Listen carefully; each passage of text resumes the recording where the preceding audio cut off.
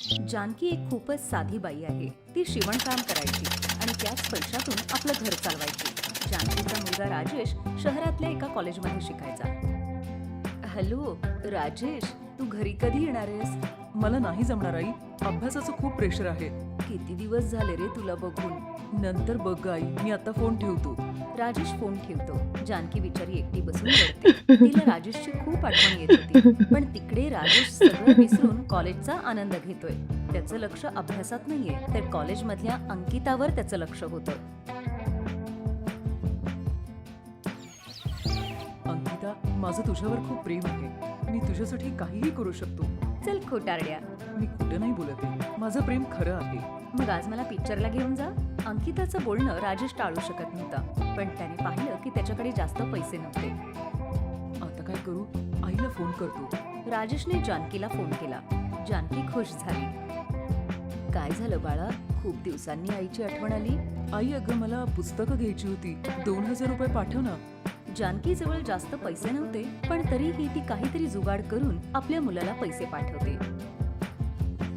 आणि त्याच पैशातून राजेश इकडे अंकिता बरोबर पिक्चर बघायला गेला. असेच काही दिवस जात राहिले आणि कॉलेज संपल्यानंतर राजेशने अंकिता बरोबर लग्न केलं. तू माझ्याशी लग्न तर केलंस, पण आता खायला कसं घालणार आहेस? तुझ्याकडे तर नोकरीच नाहीये. राजेशने विचार केला तिचं म्हणणं तर बरोबर आहे. त्यामुळे तो अंकिताला आपल्या गावी घेऊन आला. त्याला वाटलं आई सगळं सांभाळून घेईल. अंकिताला बघून जानकी आश्चर्यचकित तर झाली, पण काही बोलू शकली नाही. किती दिवसांनी माझं पोर घरी आलंय, माझ्यासाठी हेच खूप आहे. पण जानकीला अंकिता फारशी आवडली नाही. ती शहरातली मॉडर्न मुलगी होती. ती छोटे कपडे घालून आली होती आणि त्यातून तिचे नखरेही खूप होते. राजेश, या छोट्याशा घरात आणि या छोट्याशा गावात आपण इथे राहणार का? हा बेबी, घर छोटं असलं म्हणून काय झालं? माझं मन तर मोठं आहे ना. राजेश, तू पण ना.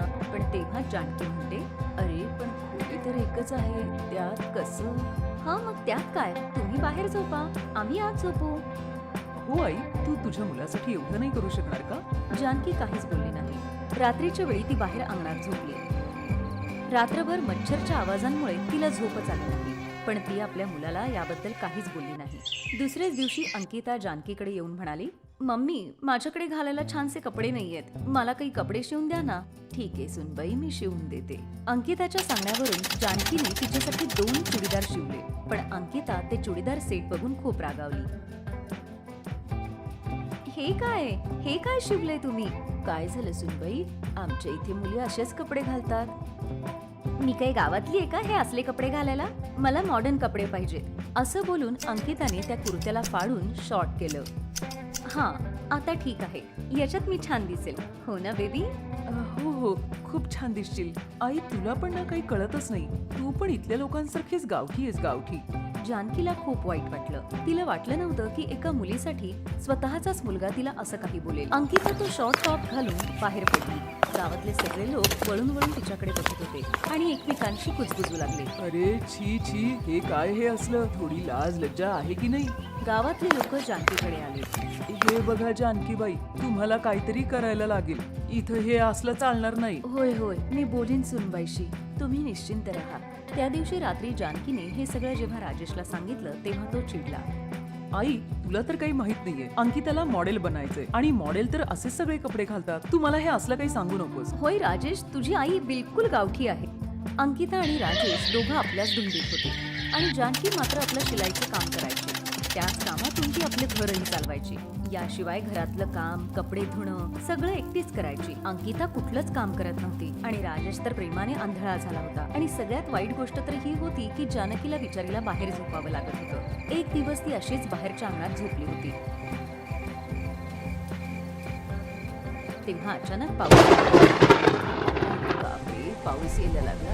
आता काय करू? तरी ते भिजून जाईल. जानकी बाहेर भिजत होती म्हणून आत जाण्यासाठी तिने आपल्या मुलाला आवाज दिला. राजेश, राजेश, दरवाजा उघड बाळा, मला आत यायचंय. पण आतून काहीच आवाज आला नाही. आज वातावरण किती छान आहे ना? हो ना, मला हे वातावरण खूप आवडतं. इकडे दोघंही वातावरणाची तारीफ करण्यात गुंग होते आणि तिकडे पूर्ण रात्रभर जानकी बिचारी पावसात भिजत राहिली. दुसऱ्याच दिवशी सकाळी तिला बिचारीला ताप आला. राजेश, मला ताप आलाय रे बाळा, आज मला काम नाही करता येणार. मग काम कोण करणार? मी नाही करू शकणार. राजेश काहीच बोलला नाही. राजेशने घरातून पैसे घेतले आणि दोघेही बाहेर जाऊन जेवून आले. पण जानकी बिचारी तशीच पडून राहिली आणि रडत होती. परमेश्वरा, हे सगळं काय चाललंय रे देवा? हे सगळं बघायलाच जिवंत ठेवलंयस का? दुसऱ्या दिवशी सकाळी उठल्यानंतर राजेशने पाहिलं तर अंकिता गायब होती. अरे, अंकिता कुठे गेली? आई, तू अंकिताला कुठे पाहिलंस का? नाही तर मी नाही पाहिलं. राजेश एकसारखा अंकिताला फोन करत होता पण तिने फोन उचलला नाही. राजेश लगेच शहरात तिला शोधायला गेला. बराच वेळ तिला शोधल्यानंतर कशीबशी अंकिता त्याला सापडली. तेव्हा त्याने पाहिलं की ती दुसऱ्या कुठल्या तरी मुलाबरोबर होती. हे काय अंकिता, तू माझी बायको आहेस आणि इथे ह्या मुलाबरोबर काय करतेस? हे ऐकून अंकिता हसू लागली. बायको? बायको? मी तर इतके दिवस हे सगळं नाटक करत होते. याला भेट, याचं नाव राहुल आहे. मी याच्यावर प्रेम करते. मी तर फक्त तुझी मस्करी करत होते, कारण माझ्याकडे राहायला घर नव्हतं आणि आता राहुल आलाय. मी त्याच्याबरोबरच राहणार आहे आणि हा मला मॉडेल बनण्यासाठी पण मदत करणार आहे. तुझ्याजवळ तर काहीच नाहीये. तुम्ही तर अगदी गावठी लोक आहात. चल जा, पळ इथून. अंकिताने राजेशला हकलून दिलं. राजेश बिचारा नाराज होऊन इकडे तिकडे फिरत राहिला. आता मी काय करू? मी जिच्यावर विश्वास ठेवला तिनेच मला असा धोका दिला. आता माझं या दुनियेत कोण आहे? आई मला कधी नाही सांगणार. असं विचार करून तो लगेच गावी आला. पण इथे आल्यानंतर त्याने पाहिलं की त्याच्या आईचा मृत्यू झालाय. ये बेटा राजेश, ये. बायकोच्या ताटाखालचं मांजर झालास आणि इकडे तापात तडफडत आईने मरण ओढवून घेतलं. राजेश आपल्या आईजवळ जाऊन खूप रडला. आई, माझ्याकडून खूप मोठी चूक झाली. आई, तू परत ये. आई, तू परत ये. पण आता काहीच होत नाही. जानकीचे अंत्यसंस्कार करण्यात आले आणि राजेश एकटाच घरी राहू लागला. तिकडे अंकिता तिच्या फॅशन शोसाठी जात असताना एका गाडीत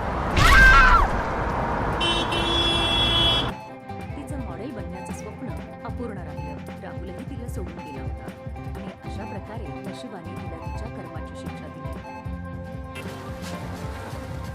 हाय, मी आहे शायनी. जर तुम्हाला मला असंच पाहायला आवडत असेल तर हा व्हिडिओ नक्की शेअर करा आणि हो, हा चॅनलही सबस्क्राईब करायला विसरू नका.